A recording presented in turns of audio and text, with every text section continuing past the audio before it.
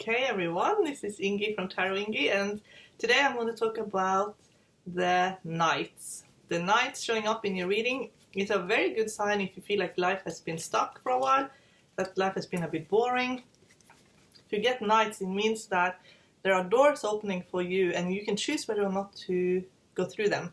Knights also are people in your life that brings you opportunity to do something. So, for example, if you get Knight of Pentacles, it often means a new job opportunity. So it can mean that you're changing your job. If you get Knight of Cups, it can be a new relationship, a romantic interest. If you get Knight of Swords, it's someone who's challenging you to think in a new way, and your new thinking gives you new opportunities. Knight of Wands, this is the most powerful of the knights because he aligns very well with Wands, which is the best suit to get with the knights. It means energy, so it's a high level of energy, so often a lot of travels.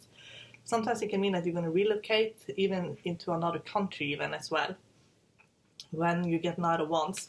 So when you get the knights, it's always a good idea to get a lot of wands. Wands is energy. Even Seven of Wands, this is the teacher, and he's just kind of sitting there. It's a lot of energy, spiritual energy especially. Three of Wands also means spiritual energy. It means going up rather than forwards. If you feel stuck and you get Three of Wands, it means that you're meant to raise your consciousness, and then you will, that will get the wheel turning. But you use a lot of spiritual energy in the nights, and it often recharges you, and your body feels full of energy. Another good alignment to get that really just makes it even better is if you get fives. So the Hierophant is a 5. It's spiritual. This is the card for spiritual discipline. Temperance is also a card for spiritual discipline, but it's a little bit different from the Hierophant. This is number 14, which is reduced to a 5. And in numerology, you reduce all the numbers of one digit. So you have a spiritual discipline, often using religious practices, or some kind of structure that's very close to a culture. The temperance is often a spiritual discipline that you've taken with you through many lifetimes and often connected to a culture far away. So it's a little bit different because the Hierophant is often where you're living. But they're both 5s, and they're both means that when you get them, you have a strong need for freedom. The Hierophant is often the card for marriage, but it's freedom in the sense that the more you are structured in a set of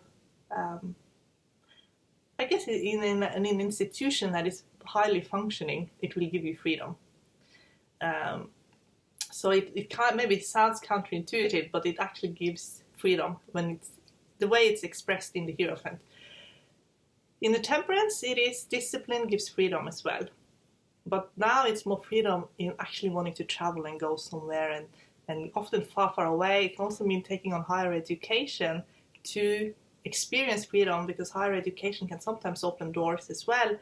In the Hierophant, it's often how you serve. That gives you freedom. It opens up opportunities.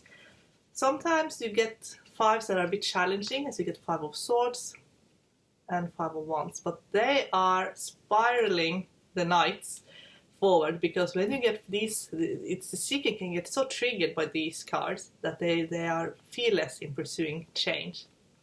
5s are the number in the grid, in the numerology grid, and I have done a series on the numbers in tarot in the grid. That is actually the only card that's not open to the universe. It's actually surrounded by other numbers, and that's why it needs the freedom. It feels a bit stuck. So if you get more than 1 5, if you get 2 or 3 or 4 5s in your reading, it means the seeker feel very, very almost a little bit claustrophobic, and they're willing to take quite a lot of risks to experience more freedom in their lives. That freedom can be in the change of a new job, a new place to live. It can be that they just want to travel. Here's 5 of Pentacles, so they feel like their financial situation is very limited, but they're willing to take risks to have changes. So if I can get 5 of Cups. Here's 5 of Cups, so it can mean emotionally the seeker feel like they're drowning and they need more emotional freedom. Could be that they're very been hurt a lot. and they need to free themselves from those emotions. So they're seeking maybe thrills, or they're seeking some kind of behavior, especially if you get with the knights, that they try to heal from these emotional triggers and the pain. So when you then get the knights, these are door opening. These are the doors that are opening for the seeker. So if you get a lot of 5s, you know they're willing to go through those doors.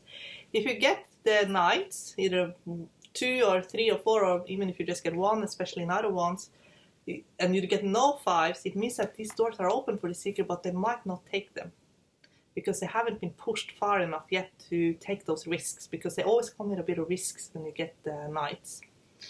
If you get the knights with 5s, but you don't have, so let's say you don't get Knight of Wands, because it is Wand, we're going to get rid of the Wands, and there's a lot of opportunities for the seeker feels stuck, but you get no Wands. It could be that they're just so low in energy, that they're just so overwhelmed with everything that they're doing, they just don't have the energy to see it through the change, even though they desperately need it. So for the full alignment, you really should have at least 1 wand as well. Like that's the energy that they need to see it through. So without the wands, it could be that they're just too apathetic, or maybe they're just too drained to see through it, basically.